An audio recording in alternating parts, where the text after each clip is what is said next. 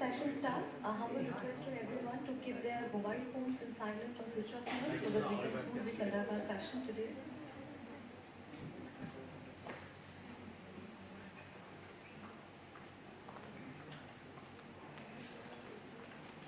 Namaste, Salam, and a very warm good morning to one and all present here today. I am Mahjibin Hazarika, faculty from Center for Management Studies, and with immense pleasure, I welcome you all on behalf of DUILF University to the very last day of third edition of DUILF University International Literature Festival 2026, which has brought all of us together here today in this shared celebration of words, cultures, and stories.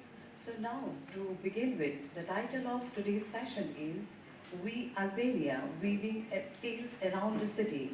So this session brings together writers whose work captures the pulse of cities from Mumbai and Patna to Cairo and Alexandria through fiction, humor, cultural critique, and psychological depth. So together they explore how cities shape human lives and how stories in turn shape our understanding of cities. So, let me start by introducing our distinguished panel of writers of today's session. To start with, our first speaker is Abdullah Khan. So, Abdullah Khan is a Mumbai-based novelist, screenwriter, literary critic, and banker. So, he is the author of two novels, Patna Blues and A Man from Motihari. His debut novel, Patna Blues, has been translated into 10 languages. Okay, 11 languages and has been optioned for a cinematic adaptation by a prominent production house. So he writes extensively on literary and cultural issues for leading India and international publications, including the Hindu, Outlook, Frontline, Mint, Scroll, the Hindustan Times, the Daily Star, Brooklyn Rail, and Wasafiri. He is also actively engaged in film and OTT writing and recently co-wrote the third season of the popular web series Ye Meri Family. So with this, I heartily welcome you, sir, to the event. So now, our next speaker of today's session is Krishna Shastri Devulapalli. So with this, I would like to call upon Krishna Shastri, sir, to please come forward and take his seat in the dais.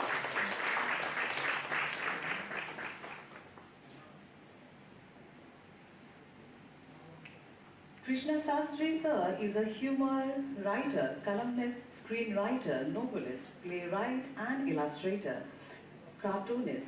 His novels include Ice Wars in Bell Bottom, a 1970s Bildan Gus Roman, Jump Cut, a scenario comic thriller set in the Tamil film industry, and the comic The Sentimental Spy, The Family Bone.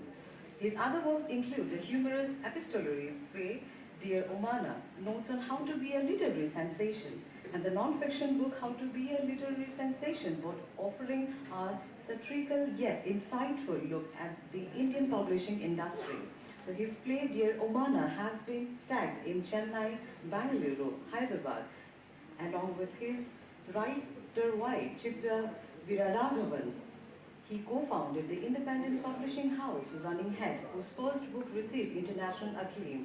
So with this, I heartily welcome you, sir, to the event. So now, the next session, and the next author of today's session is Muzban Falishrov. With this, I would like to call upon Sir Muzban Falishrov to please come forward and take his seat in the dais. Muzban Falishrov is a Mumbai-based writer whose fiction has appeared in over 75 literary journals in the United States and the United Kingdom. He is a recipient of the Bacopa Review Fiction Award and John Gilgan Fiction Award, and he has received 7 nominations for the prestigious Pushkar Prize. His story collection, Breathless in Bombay, was shortlisted for the Commonwealth Writers' Prize in the Best Debut category. His novel writing for Jonathan Cauchy was a finalist for the Horatio Nelson Fiction Prize, and his Indian collection Third Eye Rising feature on Esquire's list of best book of 2001. So his latest book, Muses of Mumbai, has been widely acclaimed by writers across the world. So please join me in welcoming Muzban Falishrov, sir, to the event. So, our final speaker of today's session is Mike Khalid. So with this, I'd like to call upon Neha to please come forward and take her seat in the dais. So she is an Egyptian novelist, screenwriter, and lyric translator whose work blends psychological depth with rich cultural layers. She is the author of several acclaimed novels, including Gymnasium, Tamar, and The Magic of Turquoise, many of which has been translated into multiple languages across Europe and South America. So beyond fiction, she works extensively in cultural development, curates literary programs for young readers, and collaborates with international book fairs and festivals across the Middle East, Europe, and South America. She is also a translator of Disney songs in Arabic, bringing global music narratives into the Arab world. Her writing consistently explores memory, identity, intimate geographies of Cairo and Alexandria. So with this, I heartily welcome you, ma'am, to the event. So now that we have met our speakers, it's my pleasure to introduce the moderator of today's session, Mr. Tashi Chopal. I'd like to call upon Tashi Chopal to please come forward and take his seat in the dais. So Tashi Chopal is a poet and a bureaucrat from Sikkim. His debut poetry collection, How to Collect a Folk Tale, has been widely appreciated. His poems have appeared in several prominent publications and anthologies, including Eastern Muse, Poems from the Eastern and Northeastern India, Pratik, and Sahitya Academy Modern English Poetry. So as a writer deeply attentive to place, memory, and narratives, he is uniquely positioned to anchor today's discussion on cities and storytelling. So, with this, I now invite Tashi Chopal to take the conversation forward and weave together these diverse urban narratives. Over to you, sir. Thank you very much. Very good morning to everyone here. A very good morning to the distinguished panelists who are sitting with me. Good morning. I hope you are having a very good day.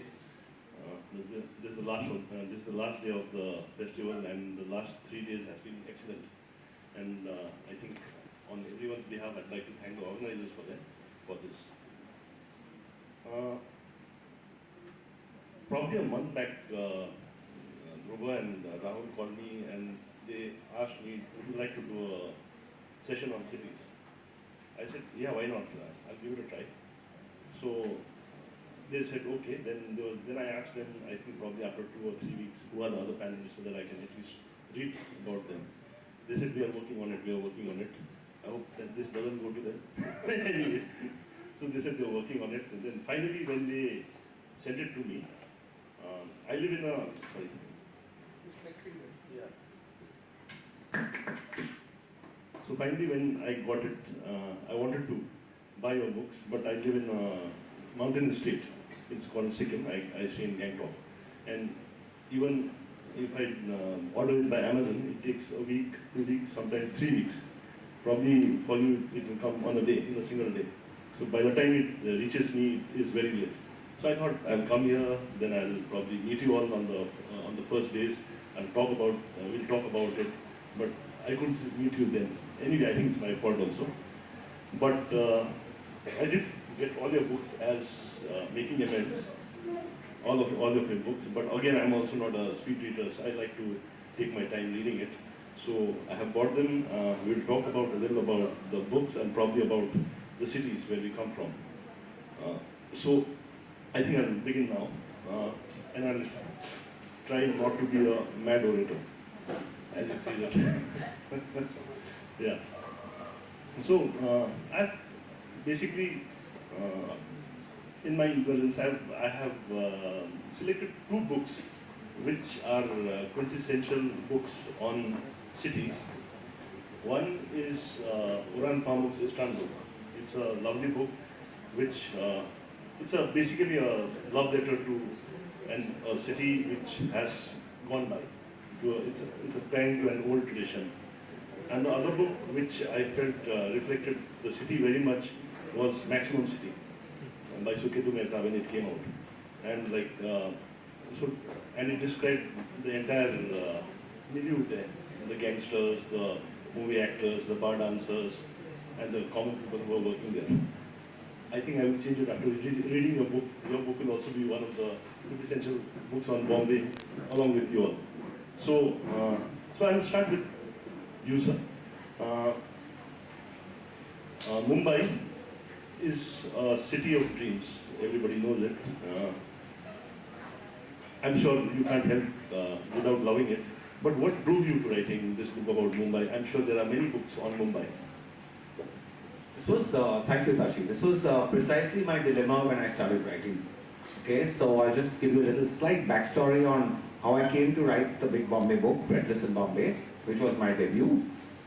So I used to be in advertising, and rather immodestly I must confess that I was an extremely successful advertising guy, which is definitely not the best qualification for a writer, because what happens when you're in corporate life, you kind of are on a roller coaster, you're on a treadmill, you know. There is loads of money coming in, you have a jet set life, and you know, one can get used to that, but which I never did, because ever since I was 7 or 8 years old, I always wanted to become a writer. So I kind of had figured out that I'd run my consultancy for a while, I'd make some money, I would get my assets, and then I'm going to step off the bandwagon and I'm going to write. Okay, so upset my own apple cart, so to say. So what happened was, this was in the year 2001, I decided I had enough of advertising. And so I called up my clients and I told them, guys, I'm scaling down, I'm not going to do your work anymore, I'll only take up certain projects, enough to bring home the bacon, you know, keep the home fires burning, but I'm going to start writing. They thought I was nuts. Anyway, so then I started writing I wrote for about 2 years, and while writing, I was sort of disenchanted with my writing, because I would spend a lot of time at bookstores. My entire social life has changed, you know, right from being a A-lister, jet set, you know, kind of cocktail party circuit guy, I had suddenly started going to, my whole journey became inward. I started going and spending time with books, spending a lot of time with iconic writers the masters whom I learned from, John Steinbeck, Hemingway, Fitzgerald, Chekhov, so I started going back to their works. I was this kind of shedding my whole corporate baggage, so to say.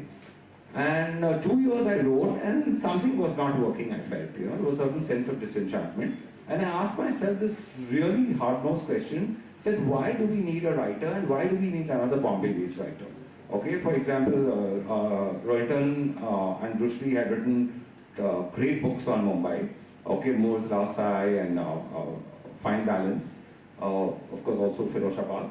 Suketu was coming up with Maxim City at that time. Some of his pieces have been published.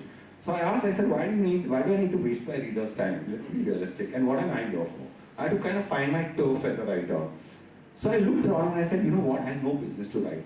Okay, because I was a classic South Bombay guy. Okay, I was kind of dyed in Jesuit education and very westernized in my approach. And I said, if as an advertising man, the poor never mattered. But as a writer, if I had to understand the man on the street, I had to have a holistic picture of India. So what I did was I started going and spending time with tribals in the villages of India, understanding migration patterns, okay, and I started sensitizing myself to their issues. And what I realized was that many of the slum dwellers and pavement dwellers in Mumbai, they did not want to be there. They were forced out by they were displaced through dams, power projects. They were very happy in the villages actually. No one willingly wants to kind of build his house on a gutter or steep his family on a bed of concrete or defecate in the open, No one really wants to put his family through that. So when I realized that, I realized I had been sensitized, and I came back with a completely different sensibility. I started spending time with migrant communities of Mumbai, Dhobis, Victoriawalas, Malishwalas, and understanding their issues. And I did not do it from the point of view of research, okay, because that would have been a journalistic approach, which I did have, but I genuinely wanted to understand where were they coming from, what were the issues that affected them. I mean, we were affected by things like civic apathy and encroachment and corruption and all, but what were, like, for example, the washermen of Mumbai, like even a price hike in the water would affect their rates, things like that. Then they took the washing machine as a serious competitor. You see, for the Victoriawalas, India had been liberalized, right? So hours of work had gotten late. So they could only ply their Victorias after 9 o'clock in the night. Because the horses couldn't take that traffic. So I started getting sensitized. Very interestingly, guys, I'll give you another example of one of my insights, that the Victorias, that's the horses, were docked in the same area, in the same as where the sex workers were. And I realized that at some point in the course of meeting these people, I realized, because I was also doing a lot of non-profit work with HIV patients and stuff like that, you know. And so I realized that the sex workers and the horses were both beast of burdens. They were karmic neighbors, because both were taking on the sins of the city. You know, so when this sort of started thing happening and I started writing stories on migrant communities and putting them out in the US and UK, the journals started accepting them. And I realized my writing was working. With it came some awards, some recognition, and then in the year 2006, I was finally able to have the whole collection, Reckless in Bombay, which I managed to sell to a house in New York.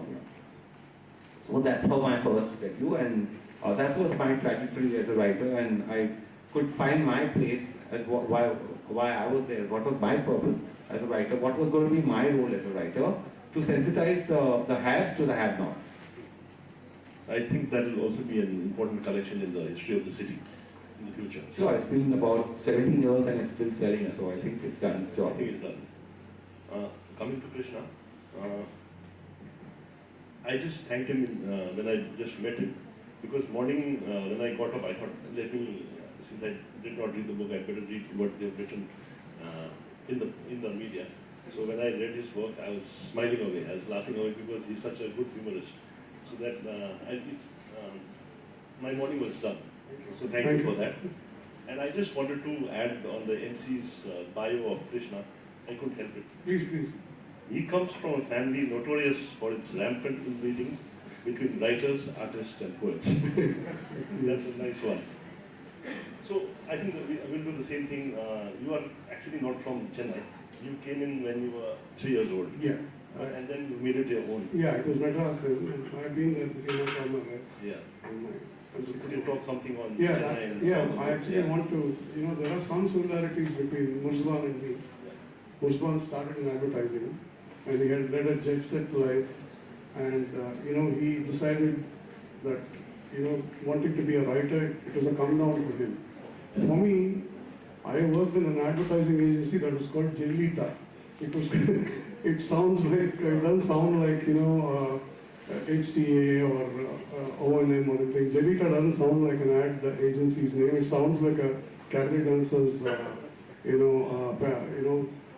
stage name. So I joined advertising in the hope of, I thought I'd be working with supermodels, and the only supermodels I worked with, butterflies non-stick frying pans. So for me, actually, anything from advertising was a step up. And when I wrote my first novel, it was like most first novels, it was memoirish, it was autobiographical, and it had to be set in the city I was familiar with. I mean, it wasn't as if people call me a Madras writer and I've been called on this panel, and whichever panel I'm called to, I feel like an imposter. It's not like Madras is a character in my books, because I'm this great I'm proud of Madras, I'm a proud Madras Vasi or a proud Chennaiite, as people claim to be. It's none of that. It's just that Madras is the only place I know. I've been there all my life. I've not had the courage to leave Madras. There haven't been any glorious opportunities for me to leave the country and go out. So it wasn't like in the 90s when the name changed that, I got a marriage proposal from Cameron Diaz or anything like that, and I had to leave for Hollywood. Nothing like that happened. Nothing exciting happened, so I stayed here. And I find it funny, actually, considering that I write constantly about Madras and Chennai, that people, two types of people say they're proud, they're proud of a city. I'm a proud Mumbaiker, I'm a proud Madrasi, I'm a proud Vishakhapatnamite, and so on and so forth. And there are two categories. One set of people are people who are staunchly living in that place. And the other set are people who have gone off abroad to Palo Alto or Middle Rock, Arkansas, or some places. I find the pride of both people funny, actually, and ironic, because the ones who stayed back in the city have stayed back because they haven't had any better opportunities, or they haven't had the courage like me. They've stayed back not because of their great love for the city. And the guys who go away, leave the city and talk about how proud they are to be part of a city, it's laughable, because if they're so proud of the city, then why do they leave, So I find both sets of people who are proud and who claim that, oh, Madras is in my veins and I write about it because I can't not write. I write about Madras because that's the only place I know and I'm somewhat lazy, I think. And I'd rather write about places that I grew up in and places that I understand to a certain extent than about going and doing research on a brand new place. Somehow organically the characters that you write, the stories that you find so far have been emerged from Madras and what Madras has offered me. And even then, to say that I understand Madras fully and I know it's every nook and cranny, it's not possible. I understand actually a very narrow, slightly privileged, I have an understanding of Madras because I grew up in the little privilege. And I don't know, for instance, how much the much maligned North Madras, which has always been talked about as where the crime happens. And I don't know anything about them, for instance. So I would be, if I actually wrote a story, that's why none of my characters come from there.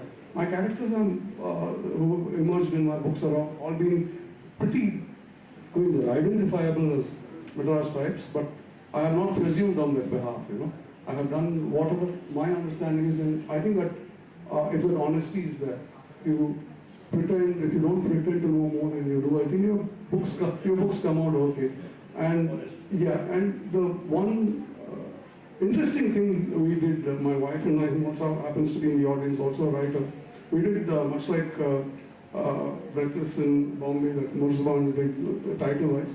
We did an anthology on Madras called Madras on My Mind. I think you bought it. And we got, ambitiously, we got 20 writers to write about Madras. If we had done the book today, we would have got fewer. And the brief to them to write a proper pay into the city was, if you take away Madras from the story, it should stop making sense. Whether it's fiction or non-fiction, it should, if you take away Madras from the story, it should stop making sense. And the other thing is that we wanted the pieces and the stories in the anthology to be not the cliched understanding of Madras. Because the minute you talk about Madras or Chennai, you think of Jasmine, you think of Kanjivaram saris, you think of Carnatic music, and you think of Rajinikanth. So, and Kurinji too. Kurinji is a little off actually. It's in Madurai, it's not Madras, off Madurai. So, this is what you talk about. So, we tried to have, in our book, I think we tried to bring in all aspects of Madras that are not what you usually associate with Madras. So, that's what we did. Thank you very much. It's a coincidence that on my right, Abdullah and Mai is there. They are from Patna. Yeah, Patna and Cairo. And those two cities are among the earliest inhabited cities which are still there, like right from Patliputra, and here she's from Cairo. And on my left, relatively new, established by the East India Company. I mean, you have a thing. So it looks like a coincidence that you are sitting on the equal side. So, Abdullah, if you could tell me, like both your books are fiction, Patna Blues and A Man from Motihari. How far is Motihari from Patna and on Patna? If you could talk about that, please. So basically, there are few cities in Bihar which is quite historical. So as we know, the Buddhism, Jainism, and Sikhism also. The 10th guru of Sikhism was born in Patna. So all these major religions arises from the Patna, and Patna is one of the oldest cities, continuously inhabited. And Megasthenes wrote about the Greek and all this. So it is a historical city. I was born in a small village. It is near Nepal border, 50 kilometers from Motihari. Motihari is a historical city also. It used to be the center of opium trade. And George Orwell was born in Motihari. So he was born there. And the person who invented the fingerprinting for the forensics, he was a Bengali Muslim. He was the resident of Motihari. That time, Bihar was the part of Bengal and divided Bengal. And then our father of nation, Gandhiji started his Satyagraha from Motihari. First experiment with the Satyagraha was done in Motihari. That is called Champaran also. And there is a variety of mutton called Champaran mutton, Amna mutton, which is very famous, very delicious. And these are the things, and Buddhism is also associated. The tallest stupa of Buddhism, we claim, Indonesians say no, it is second tallest, but we claim tallest stupa of Buddhism, that is Kesaria Stupa, is near Motihari, around 40 kilometers from Motihari. So both the cities are historical in nature, and my village is near Motihari. So around 177 kilometer distance is between the Motihari and the Patna. Patna is the capital city. And as mentioned by our friend that it was known with a different name. It was called Azimabad. It was called Kusumpura, the city of flowers. It was called Patliputra. It was called Patligram. So there are so many names during the last 3000 years. And there is a deep association of the Assamese language with the Patna. So the language which was used at the time of Ashoka was called Arthamagdi, or the Prakrit of that time. So that Prakrit language is the mother language of all the North and Eastern English. So there were Magadhi Prakrit variety which divided into two parts, East and West. From one part arises Bhojpuri, Maghi, Bajika, Angika and Maithili, 5 languages, which is the Bihari languages actually. And the other part arises 3 languages, Bangla, Oriya and Assamese. So we have deep connection. So when I left my village and arrived in the Patna for the first time, so it was kind of a magical land for me, Golghar and all the big buildings and the crossing the river Ganges. It is in the rainy season, the width of the river Ganges is around 12 to 13 kilometers. So it is a big river. So crossing river that time, there were no bridges, it was under construction. So first time when we landed in Patna to do a steamer, a big steamer. So Patna always fascinated me. So when I started writing, obviously it was to be set in Patna. If it is set in Patna, then the historical elements, the culture, everything was supposed to come. And I have a problem. I cannot write a novel or story set in a fictional space. If I create a fictional city, even I change the name, it will be some city hidden behind it. It will not be fictional. My latest novel, I tried to create a new city and I felt miserably and I went back to real cities. So I always love to have a real city as a setting, as a character, kind of character for my stories. From there the culture, nuances of that city comes into the story. So characters and cities. For example, Patna Blues is about a middle class Muslim boy who aspires to be an IAS officer. And he has a fascination for a married lady. But his moral boundaries are so tight that he cannot cross. But there is a human desire, feelings, tension that is happening. So that can happen in Patna only. And that point of time, in 90s, things might have changed. But in 90s, in Patna, the person obsessed about the IS can be a Bihari Valla. So that is why I had to set those stories in that way. Thank you. I was in his session in the other room earlier, and he was saying that when he was writing the book, others were commenting that there should be some element of romance or something there in the book which will attract the readers. And then but what he said was, in Patna during those days, just looking at the girl only was enough. And if you dreamt about the girl in your dreams and you are doing whatever is natural, in the morning you would go and apologize in the mosque. So that's very interesting. So it's such a closed society then. Coming to my hello. we were there in the first session on the first day, and you did a lovely translation of Rimkai's poem. Yeah, you did that, so it was wonderful. I actually, before coming to the normal question, I want to ask you another question. Besides being a writer, you are also a lyric translator, right? So, and you translate Disney songs into Arabic.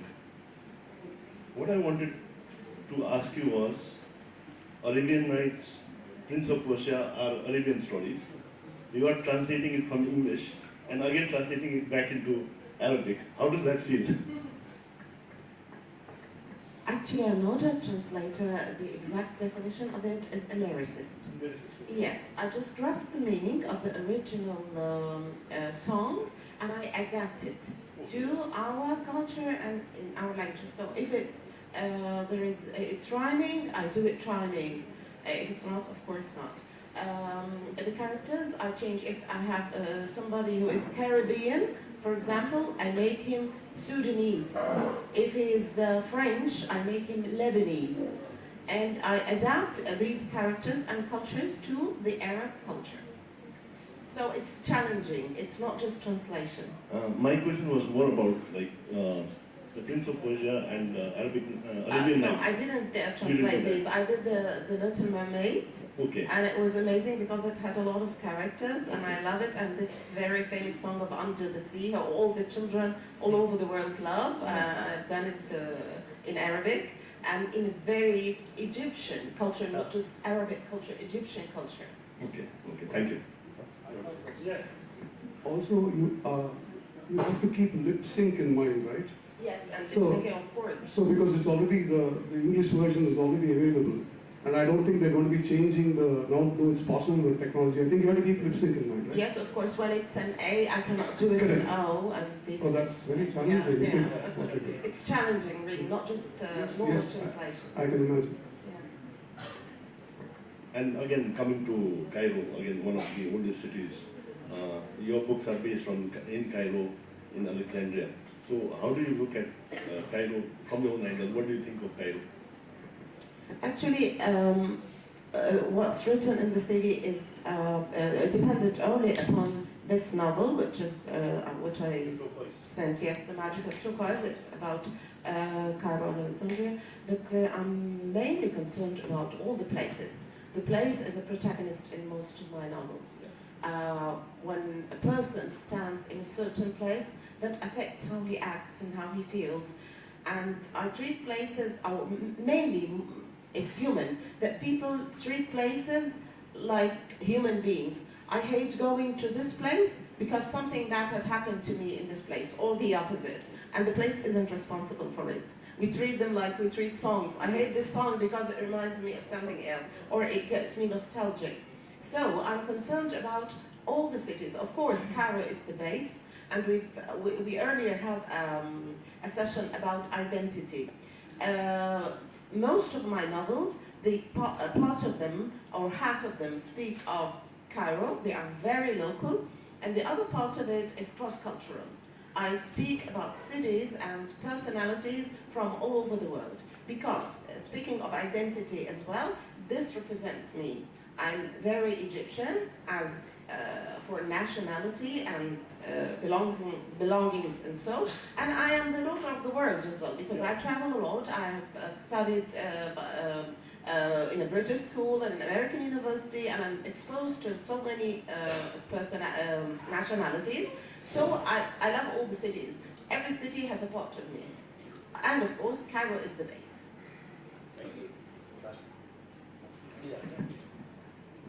So it's interesting that you say this because, you know, a lot of authors, as authors we work with a sense of place. And a place is not just, it does not just help us to anchor a story, but it's also a man in relationship with his environment. And it's actually a place contributes to our identity. It's how it shapes your identity. Yes. Interestingly, what you said about Cairo, I was dealing with the same challenge about Bombay, that is Mumbai, a city you hate to love or a city you love to hate. And whilst working on my second book, News of Mumbai, I realized that there are two Mumbais, you know. So I realized that you have to separate the city and its ethos and its metaphysics from the agendas of its caretakers, Yes. okay, who are kind of destroying it. Yes. So the you know, the mismanagement and all that, and it's very easy to say, oh, you know, this is a city in free fall, or this is a city in decline. It's not the city. The city is benevolent. So in fact, when I was at the London Short Story Festival, and I was on a similar panel of writers, each representing a certain city, they asked you to define, explain your relationship with the city, and it just came out of me that Bombay is like a benevolent mother. She's a mother is a mother city. Yeah. She's a mother whom we take for granted. She only gives, you know. And that in that moment was born Muses Over Mumbai, which actually, as an acronym, it turns out to be MOM. Yeah. You know. So books have their own destiny, and this was something which was revealed to me. What did you say? No, I think That's just one yeah, level. right. I'll go to you. Popular culture plays a lot of role in how people perceive it. So I read. So I have a conundrum with the image of Bombay. This Mumbai or Bombay. I prefer Bombay. So I read this book by Sukhitu Mehta, and then movies which like Apna Chappan, Satya, Company and all. And that shows a very gritty image of Mumbai, wherein gangsters are all over the place and there are shootouts happening and all. So in a way, I've not been to Mumbai, but there was a period of time when I thought, do I need to go there? So that was maybe your life is at risk. And then I read Arun Kolatkar's Kala Ghoda poems, and I have not been there, so I can only imagine of that Kala Ghoda statue there, the Jahangir Art Gallery there, and lots of cultural activities going around. So cities are, like you said, it is not one defining feature, it has so many features within it. What do you want to say about it? Elaborate on it. The image of popular culture, is it clear for the people? So, well, Bombay is kind of known for Bollywood, and you know, it's. But sorry. A magical city for many people. Yes, but you know, I write about social realism. So you know, I'm not a plot-based writer. I write about issues, and I write about characters. So what are the issues? You know, like things like I ask myself some questions like, how serious is the vegetarian-non-vegetarian divide? So so this is in my recent book. So I have this housing society which I use as a metaphor for Mumbai, because there are different sort of people, you know, from different motley backgrounds staying there, and they actually meet. They meet because a pigeon has gone into the toilet shaft, and is creating havoc. For example, there's a lady who's got a constipation problem, and every time she's trying to unload, the pigeon goes and craps on her windowsill, and she says, "Oh, this damn pigeon is mocking me." But I use the pigeon, and the story is called Ruffled Feathers, to depict the pettiness of people in our housing society. You know? So for me, this is popular culture, things which are invisible. I like to write about invisible hierarchies. You know? And from that, and there is this Major Sood in the story who's a property manager, and he's got to calm all these ladies down. And this whole thing erupts in a massive feud between vegetarianism, between a lady who believes that crows are our ancestors, so we must feed them, and this hardcore non-vegetarian who says you're ridiculous because you know you feed the crows and the crows screw up my meditation, kind of thing, you know.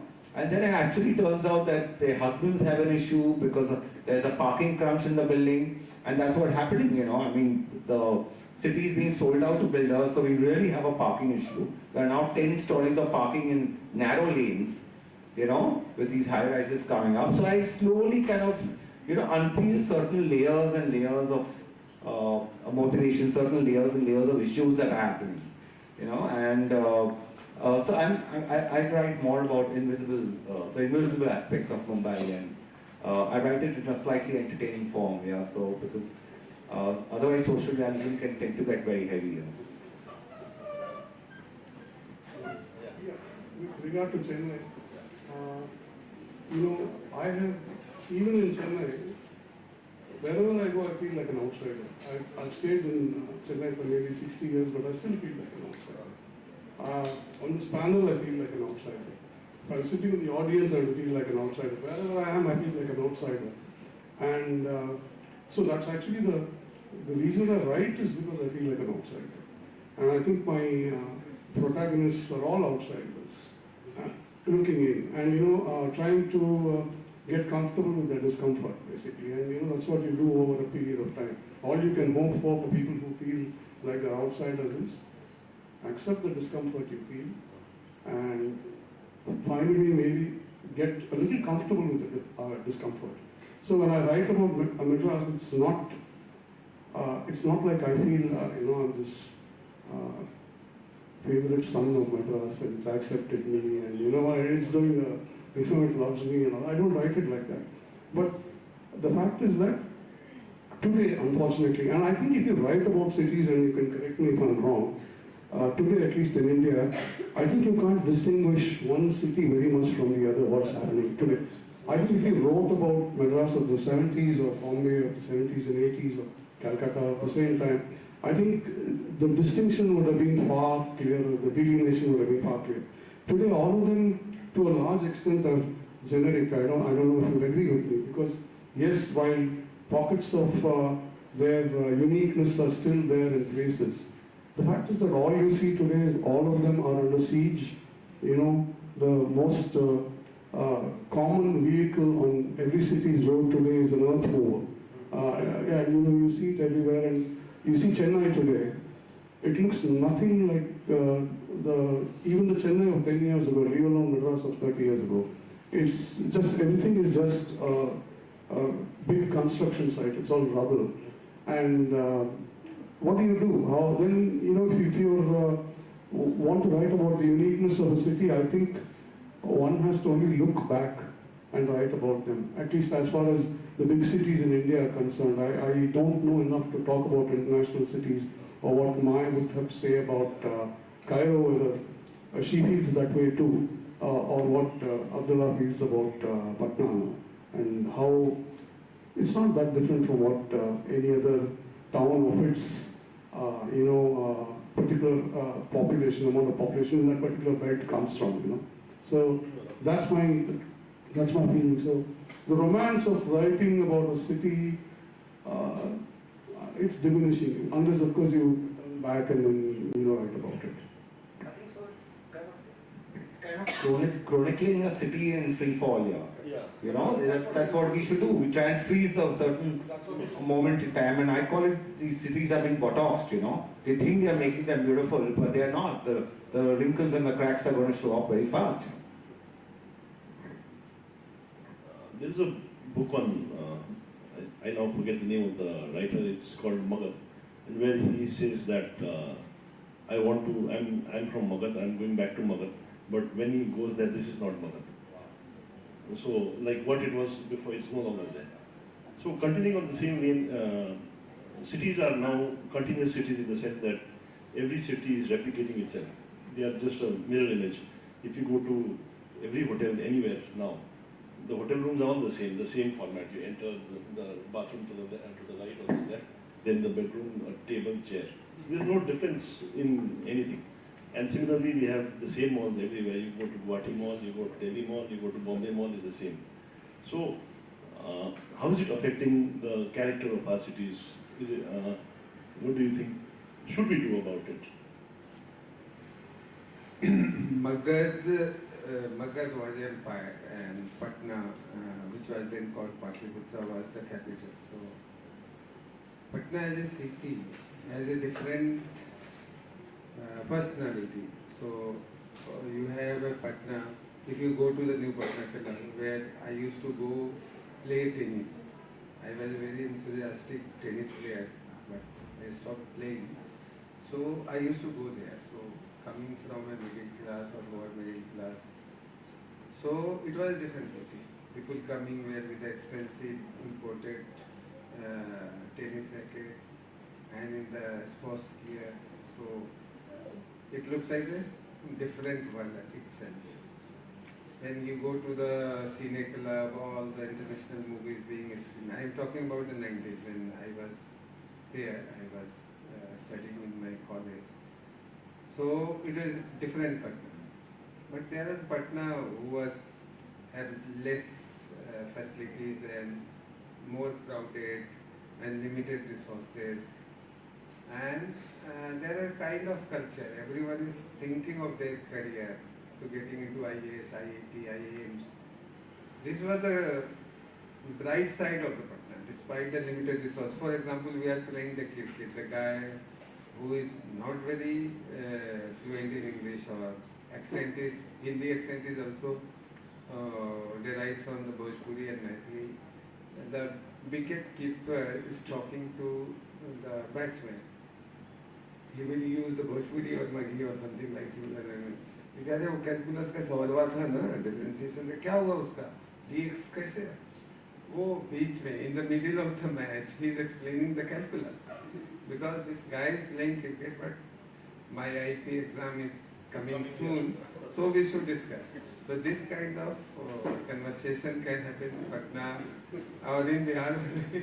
So somebody is playing volleyball and asking about अरे वो बिंदुसार का बेटा क्या नाम था वो discuss हो जाएगा कि Bimbisar and Bindusar, there is confusion between and they are fighting and volleyball match is stopped. Now it is to be decided what was the name of Ashoka's father and who was Ajatasattu. So this kind of interesting things happened there. So I was fascinated by all these things. Being a writer, you keep collecting these stories, these ideas, this kind of experiences. And as pointed out by our fellow panelists, so same city is becoming same. All cities are same structure, multi-story building, same kind of mall, same kind of airport, same kind of station. Everything is coming same. So it is making all this, not only that, eating habits, food joints, everything is coming same. You go Patna, you go Kanpur, you go south, you go north. So this is something that is not good for a writer like us. We look for diversity. You go to Middle East, same thing except Oman. Oman is not following. They still have the souk and traditional market. So otherwise, Dubai, Qatar, everything is becoming same. Same happening with us.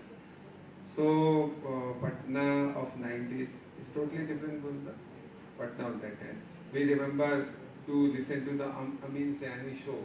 Those who are aware of the radio and the Sibaka Geet Mala Silong. So when we were in school, we used to try to get hold of the radio because our fathers will be listening to the BBC London at the same time, 8 o'clock. So it was a struggle, how to steal the radio and listen to those. Amin Sayani was a kind of iconic figure. And that time we were... He was the first RJ. RJ, very famous. So I had a dream to meet him in person, but I could not. So that was the one. Now things have changed, culture-wise, food-wise, and a lot of construction is happening. It is a very crowded, very polluted place. So it is not the same Patna it used to be. Thank you. Since my travels around a lot, so I'm sure you can tell us about the different cities and whether they all look the same or not. Well, I just want to add a point. When I started writing about places, especially in this book, The Magic of Turquoise, and the books before, I meant to preserve the traditions and using places and cities as a background. Because I used to believe back then that the walls and the places preserve the events that took place before, and they reflect on the people living now. But now with the places being demolished, and I like very much the term of botoxed, and now trying to write about the places themselves. And one of my books is about a place that has been totally demolished, and I went to live there in Cairo, in old Cairo, and started imagining stories that have taken place like 70 or 80 years ago, using aesthetic qualities in the novel as the smells being a theme, because one of the protagonists was a spiceman and perfumes and so on. Your question was about traveling a lot. I always seek two things in cities when traveling. Identities to make me familiar and to make me comfortable, and differences to maintain the feeling of surprise. Because if I lose surprise, I would consider myself dead as a human being and as a writer as well. So these things which are contradictory, I always seek them in different cities of the world. In a way, yeah. So, you know, this surprise is something so essential what you are talking about, and that's the beauty of having a city which has diversity.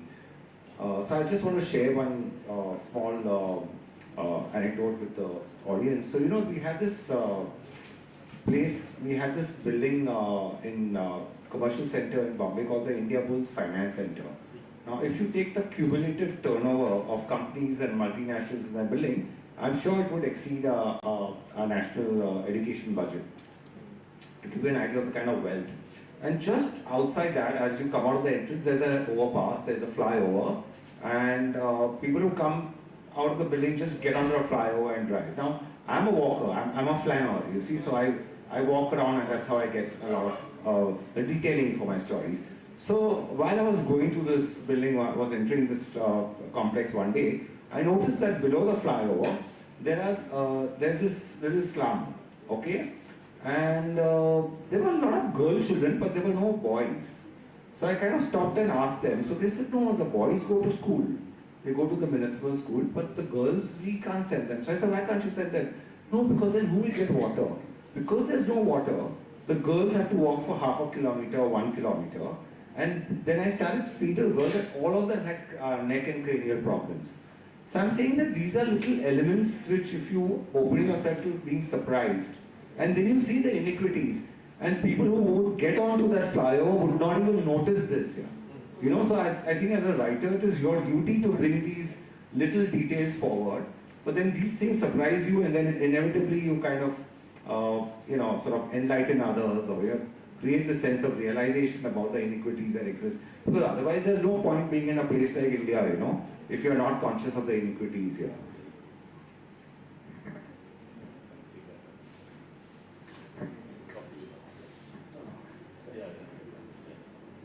I think among the cities which we have, I think I had the opportunity to visit Paris, and I think Paris is one of the cities which has preserved itself as it is. There are high-rises, but it's pretty far away. I think they have one huge high-rise, and the public was totally against it. They're planning to make 2 more, which due to the public outcry they stopped. So at least Paris has maintained this old stature right from the houseman structure to your planner. That architecture is still intact. Mr. Adani hasn't gone there yet. Yeah. We'll keep him here only. With regards to Chennai, I want to know who the actual Madrasi is, because when I think of a Madrasi, I think of a man like probably Ramanujan, a mathematician, right? I think of them as scientists working in NASA or ISRO, doing all the calculations, coming out with theorems and all. Then I see the Madrasi there, who is like enamored with all the heroes and heroines, building temples for them. So, how is it possible that the two coexist? For me, somehow the average Madrasi is a guy who is permanently reductive. He's reductive about everything. The average Madrasi, and I'm talking about, again, a particular kind. Let's say some of the more powerful guys in Madras, the powerful community, though they are small in terms of percentage, is the Tamil Brahmin. And the Tamil Brahmin is not very complimentarily known as the Madras Mama, Mama's uncle. So the Madras Mama is a very typical character. You see him everywhere. He's highly privileged. He has ancestral wealth. He's also made money later. But he, despite all this, is a cynic. You know, he's not happy with anything. He finds fault with everything. And he had a great obsession with ritual. And you know, these make up that guy.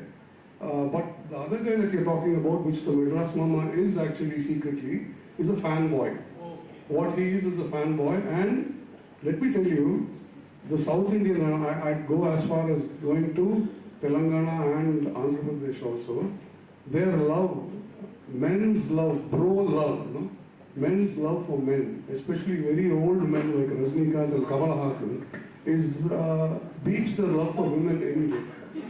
They're obsessed with the men and they're obsessed with old men. And even today, I do not for the life of me understand why all of Tamil Nadu and, you know, to a large extent Chennai itself is obsessed with seeing a 75-year-old man who should have stopped acting 20-25 years ago, whose even Botox, as you mentioned, or plastic surgery don't work anymore. He's totally de-aged using latest technology and is made to do things that are ridiculous. And there is this really perverse, almost inexplicable love of people, even in their 20s, even liking this man, you know, and wanting to see him romance. Today the younger woman is 35, so at least we have to thank him for that. She's only 40 years younger than him. And this is a quintessential, really narrowing down the guy. And I think if there's anybody from Madras, I think they'll take my head for it, but that's okay. I still have a day to get back, so I can say what I want to. So that, to me, describes the average Madrasi. And it's the furthest thing from the, mathematically inclined and, reasonable, reasoning, logical, thinking, scientifically minded, the person that you're talking about. I don't think that kind of a guy is there at all. There's just a lot of dissatisfied, privileged men. That for me is the critical. You can recognize them in all the power circles. They own the newspapers.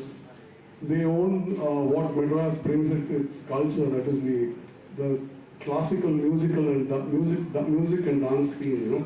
It's a very big festival in December. It's called the Margari Festival, and people come from all over the world, all the Tamils and Telugus and people, culture vultures from all over India, congregate towards this particular place.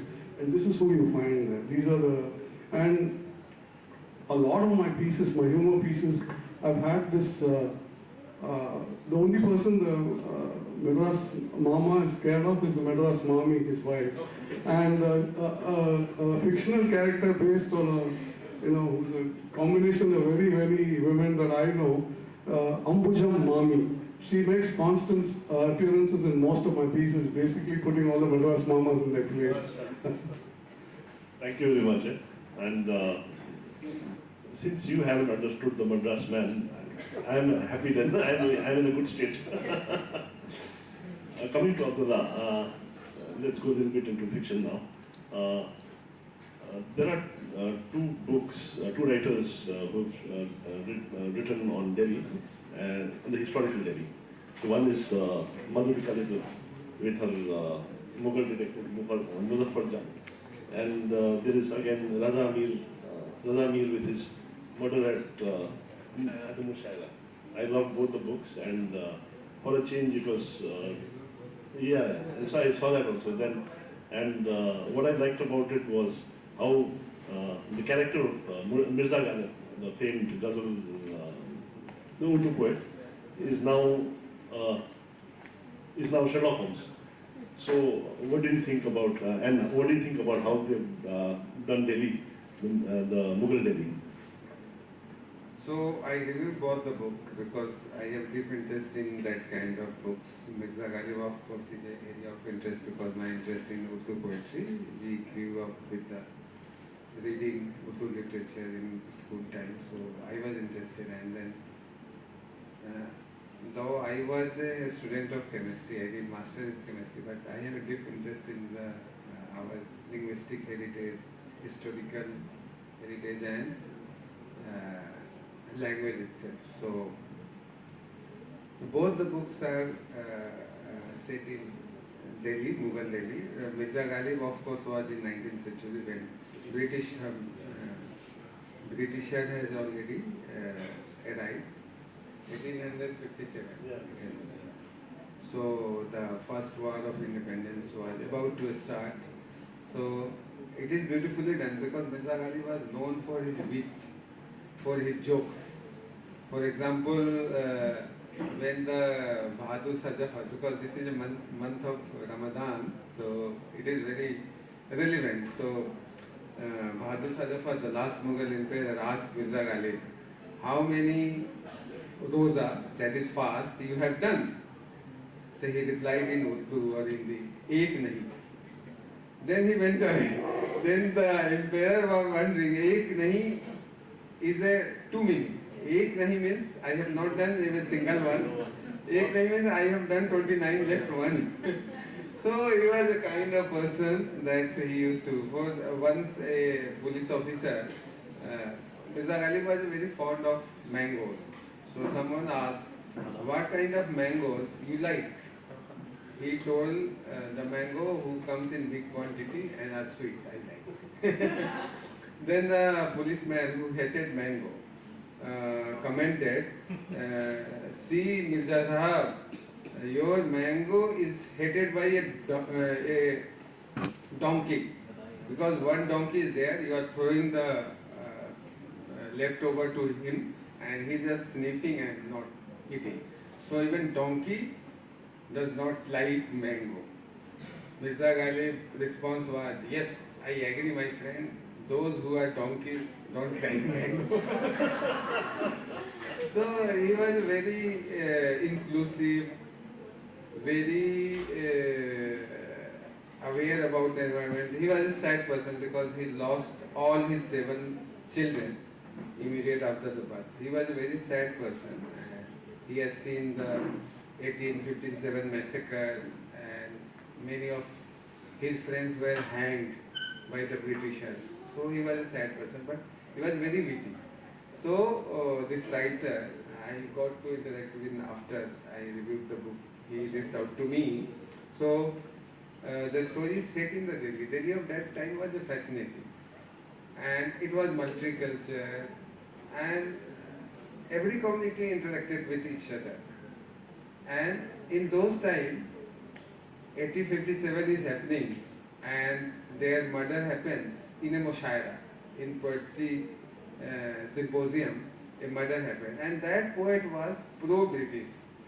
He was a kind of collaborator with the British. And now the British government want to be investigated and a Hindu businessman from whom Mirza Ghalib used to take money as a loan. His niece is a police officer. So he comes for the Mirza Ghalib for help. And Mirza Ghalib with the help of a scientist and how he, it is fascinating. And Madhukika Leela's book is also well done. It is set in the Shah Jahan time. So those time of Delhi was different. It was the center of culture. There were doctors from the Paris doing practice in the Delhi because Delhi was the major center of the trade. World's GDP, around 20% of world GDP was from India. So it was center of business, China, and there were the Kayasta chartered accountants who were doing the all kind of accounting, and there were the revenue authorities coming to check whether they are paying the tax to the government, and there is a plot about the tax evasion that time also. So it is very interesting book, and she has written the series of 5 books. Yeah. Muzaffar Jung is a character, he is a detective, and it is set in the Shah Jahan time. So I really like it. Thank you. Seems we are also short on time. You wanted to say something? Yeah, so as a closing remark, I just want to share this one a small story about Bombay. So this was in 1661. It was given as dowry by Catherine of Braganza to Charles II.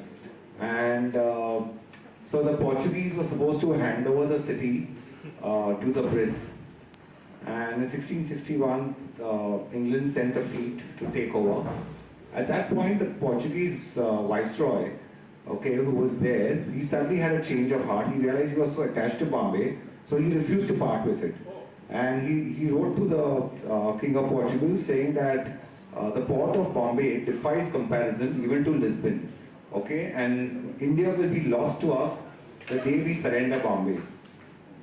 So that was the kind of attachment he had. And then the British fleet had to actually wait out at sea for 6 months before they could get the city. And I think a lot of Mumbaikars still feel that way about the city.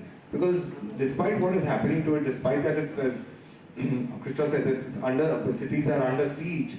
Mumbai is still a very live and let earn city. There is a safety, it's a tremendously safe city by and large.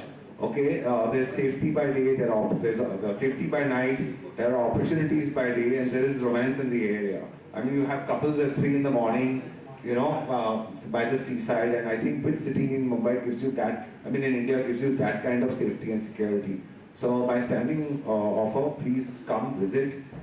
You always have someone who will show you the city in a way no other writer can, and I'd be happy to play host here. One very interesting fact about the Patna. Do you have idea who was the first published writer in English? Indian writer in English, first, who was published for the first time. And he was published in the... No. There are so many Indian writers wrote before me, how can you say that? So the first writer who was published outside India in English was Deen Muhammad. And he was from Patna. He was published in, I think, if I am not, 1793. So he was the first writer who wrote about the Patna and got published in England. Thank you. Mine, would you like to add something? Closing remarks on anything, your book or Cairo. I have all their books are available in the bookshop. Please go and buy them. Yes. I have 2 books translated to English and a bookstore. Actually, I dedicate them to the university. One of them, yes, this is The Magic of Turquoise, where the events take place in Cairo, Alexandria, and Germany. And this is the cross-cultural part of it. The other one is Gymnasium. The events take place during the 2011 revolution in Cairo. This is the Cairene part. And the other part takes place in Switzerland, in a chateau, where 5 authors live together or coexist together from different parts of the world. And it's over there as well. And I dedicate it to the university. Thank you so much. Thank you to the wonderful panel for engaging talk. I think we are out of time. We would have loved to go more into the depth of it. Thank you.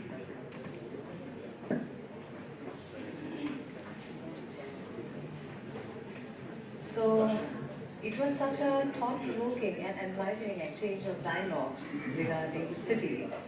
So, the session has reflected that cities are not just a built environment, but emotional landscapes shared by stories. So I hope the session inspires deeper discussion in the near future. So on the behalf of Dubai University and Dubai University International Literature Festival, I extend my heartfelt gratitude to all the authors of today's session. So, and at the same time, I also thank our audience for being such a thoughtful listeners. And added to it, I also thank our sponsors of today's session, that is Gale India, T-Boat, MPA and Shipping Corporation of India for sponsoring Albania. Thank you so very much.